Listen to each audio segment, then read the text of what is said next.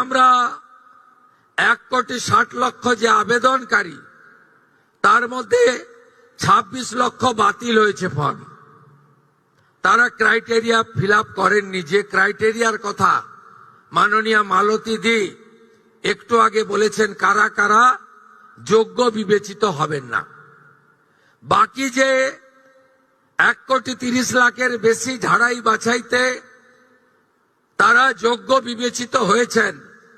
আমরা বেলা 1টার সময় আজকে টাকা ট্রান্সফার করলাম 1,09,92,378 জনকে।